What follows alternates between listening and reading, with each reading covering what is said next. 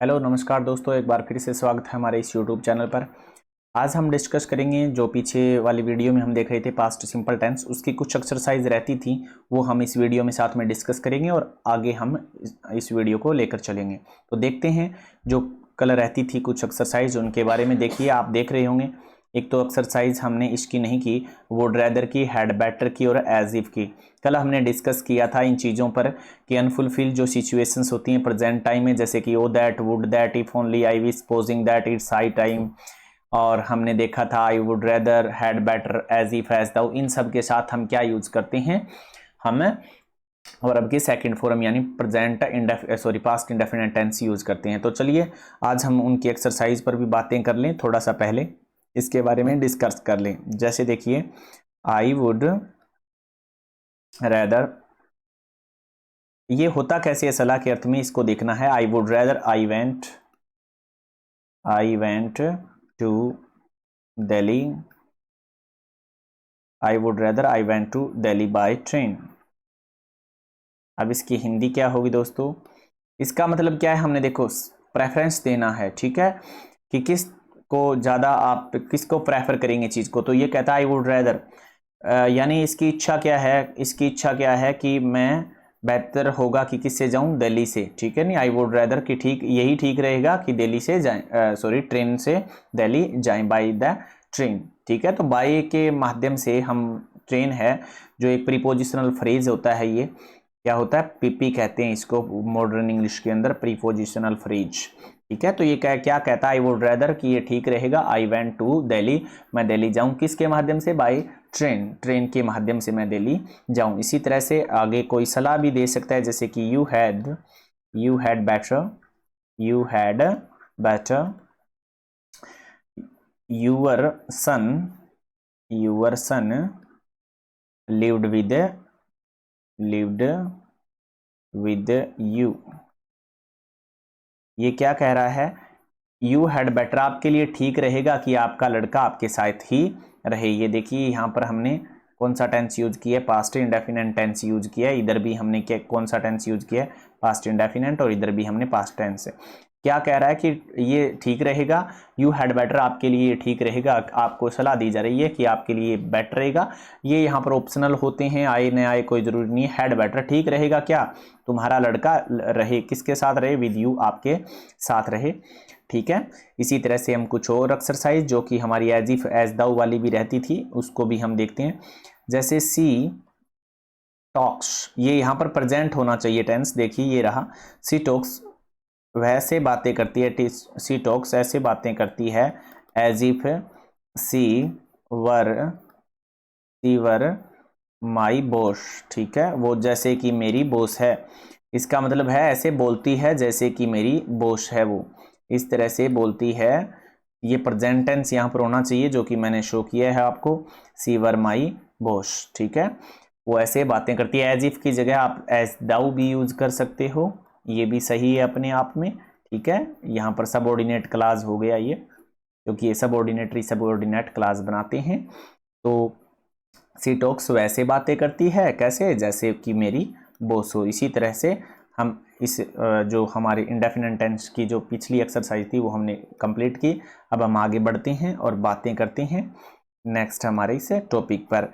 आज हम बात करेंगे किस पर, कि जो हमने कल छोड़ा था वहीं पर, कि जो अनफुलफिल्ड सिचुएशन है कौन कौन सी, ये देखिए हम इस पर बातें करेंगे। अनफुलफिल्ड जो सिचुएशंस हैं, अगर वो पास्ट टाइम में है, कौन सी टाइम में है, पास्ट टाइम में है, तो हम कौन सी टेंस का यूज करेंगे, पास्ट परफेक्ट टेंस का यूज करेंगे। ये देख सकते हैं आप कौन कौन सी हैं, ओ दैट है, वुड दैट है, इफ ओनली है, आई विश है, सपोजिंग दैट है।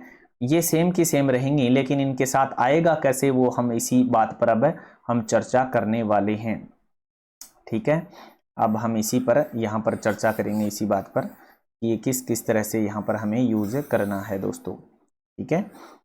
देखिए कैसे हम यूज करेंगे, कैसे नहीं करना है। अब अभी तक हमने पास्ट इंडेफिनिट टेंस का पढ़ा था, तो अभी हम इसको देखेंगे कि किस तरह से इनका यूज कर सकते हैं हम। तो देखिए दोस्तों, सबसे पहली चीज आपको ये ध्यान रखनी है, इनके बाद कोई ये गारंटी नहीं है, पेपर में आपको इस पर डिपेंड रहना है कि आंसर के अंदर ऑप्शन किस तरह के आते हैं, क्योंकि यहाँ पर पास्ट परफेक्ट टेंस अगर आपको पास्ट वर्ब मिलेगी, मैंने एक्सरसाइज करवाई हुई है पीछे, पहले ही करवा दी है, जो कि रिन एंड मार्टिन की बुक से थी, वो आप करके ज़रूर देखें किस तरह से इनको हल करना होता है, वहाँ आपको अच्छा पता चलेगा एक्सरसाइज के माध्यम से। लेकिन दोनों ही सही होते हैं। इनके बाद में क्या है, पास्ट परफेक्ट भी सही होता है। जैसे कि मैं अगर यहाँ लिखूँ, क्या लिखूँ, जैसे कि ओ दैट आई, ये यहाँ पर हमने चिन्ह लगाया, ये यहाँ पर आ गया, पहले वाले में यहाँ पर नहीं था जो हमारा चिन्ह था। ये आई हैड ऐसे भी आ सकता है, ये आई had a car, I had a car, ये पास्ट परफेक्ट है।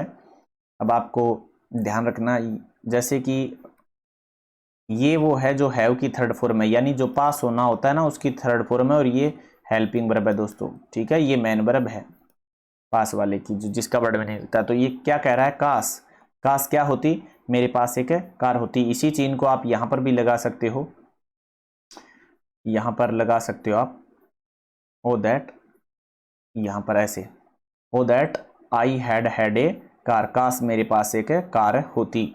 इसका अर्थ ये पास्ट की बातें कर रहा है। अब नहीं है कि काश मेरे पास एक कार हो, ऐसा नहीं बोलना है। अब ये बोलना है आपको, काश मेरे पास एक भूतकाल में कार होती, लेकिन थी नहीं, बेचारे के पास मिली नहीं उसको। इसी ओ दैट की जगह आप ऐसे भी लिख सकते हो, वुड दैट, क्या लगा सकते हो आप, would that I had not met her, काश मैं उससे न मिला होता, काश मैं उससे न मिला होता। और यहाँ पर हम इसको यहाँ पर भी रख सकते हैं, ठीक है, काश मैं उससे न मिला होता। इसी तरह से हम इसी की एक्सरसाइज को आगे बढ़ाते हैं, जैसे कि if only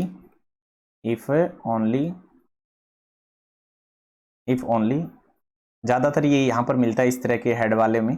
if only I had been a bird, I had been a bird, ये भी सही है अपने आप में, ठीक है।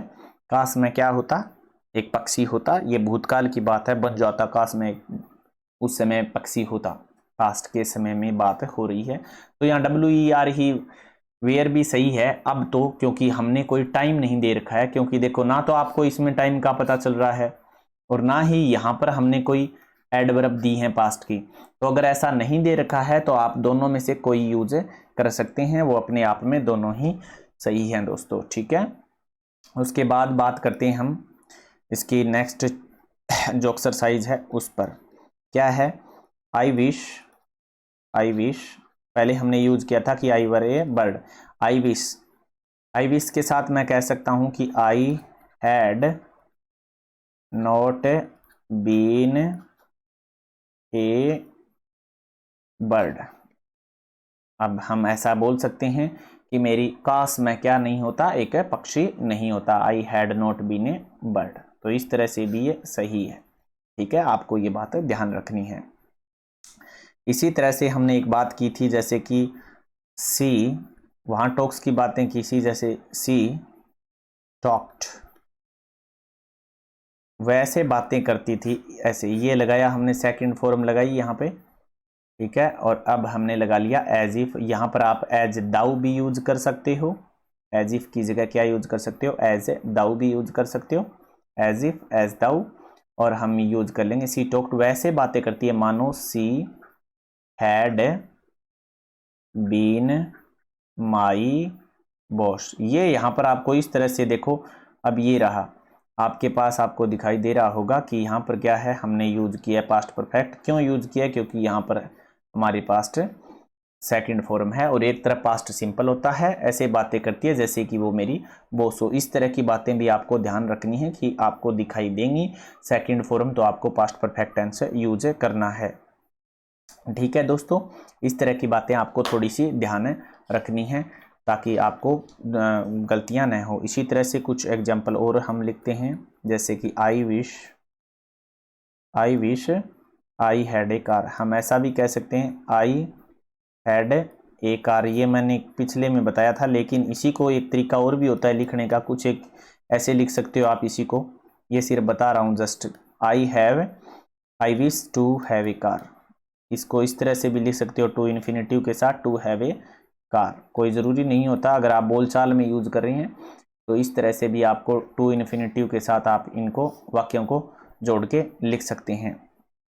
ठीक है दोस्तों, उम्मीद करता हूँ आपको ये टेंस पसंद आया होगा। जैसे कि हमने कई बातें देखी इसके अंदर। सबसे पहले हमने क्या पढ़ा, मैं थोड़ा सा आगे रिकॉल कर देता हूँ आपको, ताकि आपके लिए थोड़ा बहुत बेनिफिशियल्स भी हो। एक बार फिर से देखते हैं हम।